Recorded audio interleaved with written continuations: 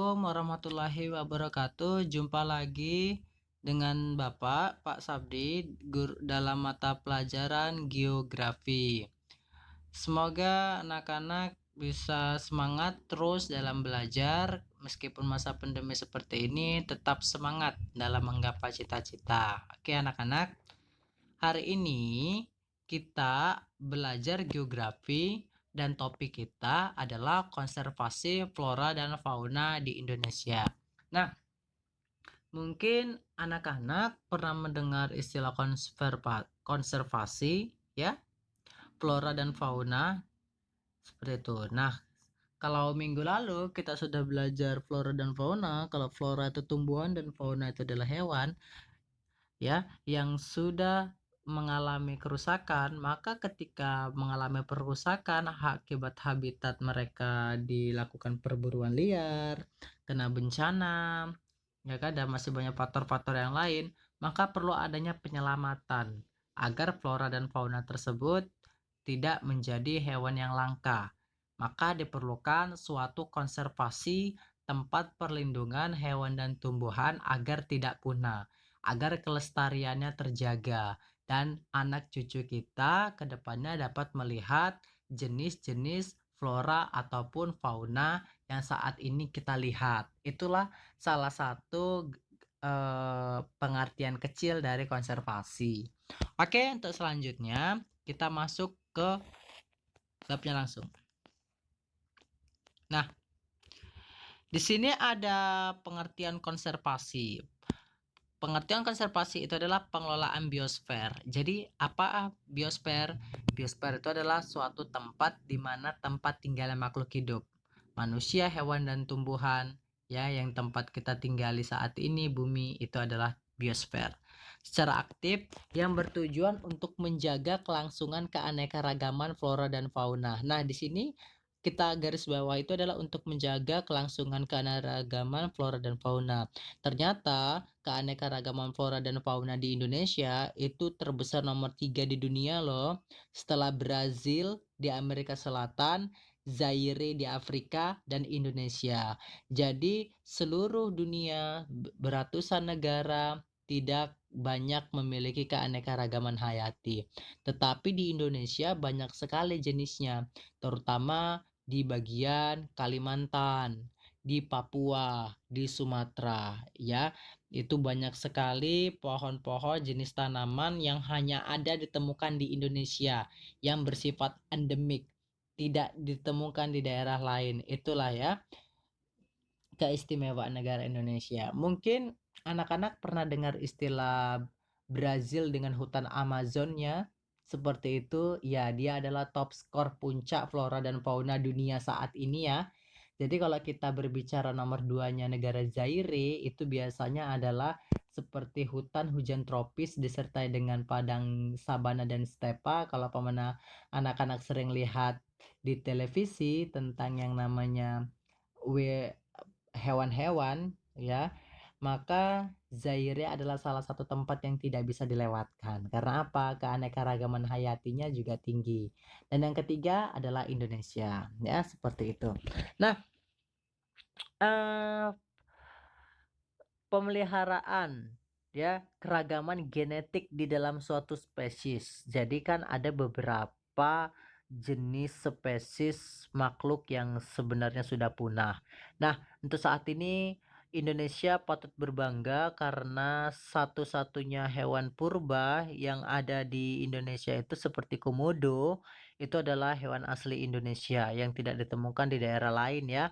Jadi Indonesia berhasil memeliharanya dengan adanya penangkaran Pulau Komodo yang ada di NTT sana ya, Nusa Tenggara Timur. Nah, untuk jenis reptil dari zaman dinosaurus dahulu yang saat ini tersisa itu adalah jenis tipe reptil seperti buaya. Seperti itu ya. Termasuk juga pemeliharaan fungsi biosfer seperti ekosistem ya. Jadi ternyata konservasi ini bukan hanya untuk flora dan faunanya saja yang bermanfaat, tetapi ya ekosistem lingkungan kita juga akan terjaga dengan adanya konservasi seperti ini. Makanya pemerintah saat ini itu sangat menggalakkan sekali yang namanya konservasi karena em, berhektar-hektar, bahkan ratusan hektar, ya, ribuan hektar tiap tahun hutan-hutan kita itu terbakar dengan oknum-oknum yang tidak bertanggung jawab. Nah, mungkin anak-anak, ingat ya dengan kasus kebakaran hutan yang ada di Riau, di Kalimantan, seperti itu ya. Nah, ketika itu terjadi, maka otomatis itu akan berdampak sekali pada flora dan fauna yang terdapat di wilayah tersebut. Mereka akan mati dan akhirnya punah. Nah, seperti itu, maka perlu adanya konservasi. Jadi konservasi ini bukan hanya di darat ya, di laut juga seperti itu. Konservasi di darat seperti penghutanan, lahan-lahan kritis, gitu kan. Nah, di lautan juga ada namanya pelestarian terumbu karang. Nah, seperti itu. Oke, kita lanjut ya. Nah, selanjutnya ada konservasi flora dan fauna. Jadi, kalau fauna itu biasanya seperti suaka marga satwa ya. Jadi suaka marga satwa itu kalau pamannya kalian tidak pernah lihat istilahnya, ini seperti kayak kebun binatang gitu ya. Nah, ini adalah hutan alam yang ditetapkan sebagai tempat hidup hewan langka sebagai kekayaan dan kebanggaan bangsa. Jadi, ada salah satu sekian hektar lahan yang dipersiapkan pemerintah untuk memberikan tempat tinggal bagi hewan-hewan yang langka. Nah, kita lihat suaka marga satwa apa ya, di Ujung Kulon yang ada di Banten, itu kan dianya apa ya, ditetapkan sebagai tempat badak ya bercula satu. Jadi itu badak itu benar-benar hewan yang saat ini sedang langka banget ya. Jadi perlu ada namanya Suaka Marga Satwa. Seperti itu. Nah, ternyata Suaka Marga Satwa ini di setiap provinsi ada ya. Mungkin kalau kita di sini nanti ada yang namanya Gunung Lauser, Tangkahan, Bukit Lawang, nanti di Kalimantan ada Tanjung Puting, Baluran di Jawa Timur, gitu kan, dan banyak di setiap provinsi itu pasti ada. Karena itu adalah program dari Kementerian Lingkungan Hidup kita. Nah, selanjutnya ada pemberian penyuluhan yang intensif. Nah, pemberian penyuluhan ini maksudnya itu adalah memberikan pengarahan-pengarahan kepada si pembina hewan-hewan langka ataupun ke dalam dunia pendidikan mahasiswa, anak-anak SMA, pelajaran ataupun tentang masyarakat, tentang pentingnya dalam mengkonservasi flora dan fauna ini gitu kan. Nah, selanjutnya nanti ada flora. Flora ini nanti ada cagar alam ya. Cagar alam kawasan hutan untuk tempat perlindungan hewan, tumbuhan, tanah tempat sejarah dan keindahan alam. Jadi dia dipersiapkan untuk melindungi hewan-hewan ya ataupun tumbuh-tumbuhan yang langka lah ya. Nah, kalau kita nanti di Sibolangit, nah itu kan tuh termasuk cagar alam ya, hutan lindung. Penertiban penebangan hutan. Nah, kita lihat saat ini illegal logging di Indonesia itu sangat marak sekali ya. Karena apa? Karena kita sudah diakui secara internasional bahwa Indonesia adalah negara pengekspor kayu. Arti pengekspor di situ adalah menjual kayu ke luar negeri. Kan bisa dibayangkan kan betapa banyaknya ya, pohon-pohon kita yang ditumbang hanya untuk komersialitas seperti itu. Sedangkan pohon itu sangat dibutuhkan untuk pengatur suhu, iklim, tata air, oksigen, untuk apa juga ya, kebutuhan tempat tinggal makhluk hidup, seperti itu. Nah, tiba-tiba dirusak dengan penebangan hutan secara liar. Ini maka perlunya ada konservasi. Nah, selanjutnya ada reboisasi dan rehabilitasi. Artinya reboisasi ini gini, yang tadinya sudah ditebang, yang tadinya sudah menjadi lahan kritis, itu dihijaukan kembali dengan cara menanam pohon. Meskipun dalam jangka waktu yang lama, tetapi rehabilitasi dan reboisasi ini sangat efektif sekali ya untuk melakukan konservasi untuk hewan dan tumbuhan. Nah, selanjutnya tetap ya kepada penyuluhan terhadap masyarakat di sekitar hutan. Kenapa penyuluhan kepada masyarakat itu begitu penting? Karena agar masyarakat di sana itu mengerti dan menjaga alam dan tidak melakukan perburuan liar, apalagi terhadap hewan-hewan yang langka seperti harimau yang ternyata kulitnya itu bisa miliaran, ratusan juta, seperti itu. Sehingga jika adanya penyuluhan oleh pemerintah, maka masyarakat akan memiliki pola pikir bahwasanya itu adalah hewan yang dilindungi dan tidak perlu diburu secara liar. Nah, seperti itu. Oke, kita lanjut. Nah, Di sini ada upaya konservasi flora dan fauna. Jelas kalau kita mengajukan konservasi pasti harus ada upayanya dong, gitu kan. Nah, yang pertama itu ditetapkan tempat perlindungan. Kita harus tahu dulu di mana tempatnya yang akan kita buat konservasi ini, gitu kan. Yang pastinya tidak akan mengganggu masyarakat juga dan si hewan-hewan yang di sana juga tidak terganggu dengan adanya kehadiran manusia, gitu kan. Nah, ini berupa cagar alam ya, bagi tumbuhan dan suaka margasatwa bagi hewan. Yang kedua itu membangun pusat rehabilitasi penangkaran bagi hewan-hewan tertentu seperti pusat rehabilitasi orangutan di Bahorok ya. Jadi di Bahorok itu adalah salah satu Bahorok ini Sumatera Utara ya, Langkat ya. Nah, jadi di sana itu ada namanya perkembangbiakan orangutan. Begitu juga dengan Tangkahan dan Bukit Lawang. Kalau nanti di Kalimantan ada Tanjung Puting juga. Baru ada namanya Hutan Wana Riset Sambojaya di Kutai, Kalimantan Timur. Itu juga sama ya, untuk konservasi flora dan fauna juga.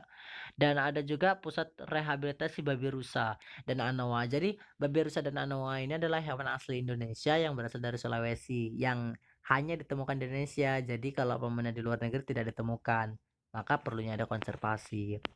Oke, nah tadi kan di sini kan ada ya bentuk-bentuk konservasi ya, macam-macam banget. Jadi bentuk konservasi yang ditetapkan oleh pemerintah itu ada banyak.